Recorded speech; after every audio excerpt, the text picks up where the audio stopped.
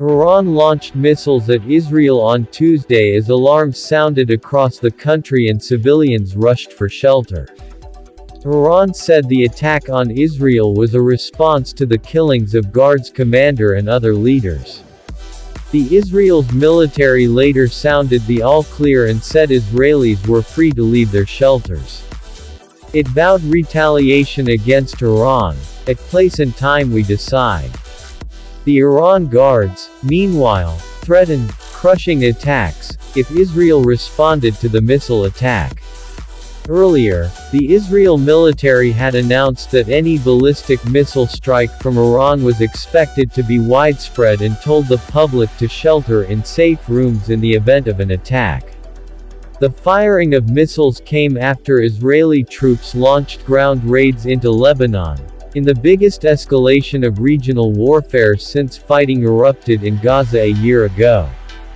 Hezbollah said Wednesday it clashed with Israeli soldiers who tried to infiltrate into Lebanon, and also targeted Israeli troops across the border, according to statements from the Iran-backed Lebanese group. Hezbollah fighters confronted an Israeli enemy infantry force that tried to infiltrate into the village of Edessa, and clashed with them, and forced them to withdraw, a statement said. Hezbollah also said its fighters targeted a large infantry force in Misgavam across the border with rockets and artillery, as well as troop gatherings in 3 other locations, one with Birkin rockets.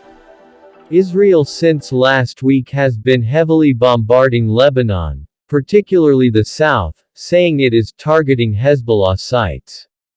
Iran's missile offensive against Israel was a terrible mistake, and Tel Aviv has its greatest opportunity in 50 years to change the face of the Middle East, former Israel Prime Minister Naftali Bennett has said.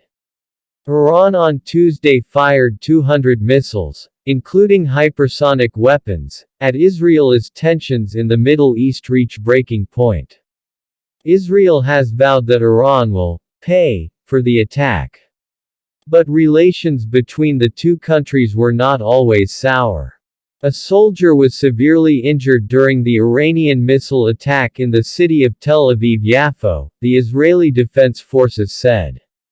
The soldier was evacuated to a hospital for medical treatment and her family has been notified, the IDF said. This is the only injury, and no death, they have confirmed in yesterday's attack. One of the 180-odd ballistic missiles Iran fired last night landed near the Tel Aviv headquarters of Israeli intelligence service Mossad. A video that has emerged on social media shows a massive crater near the Mossad headquarters after Tehran's missile offensive.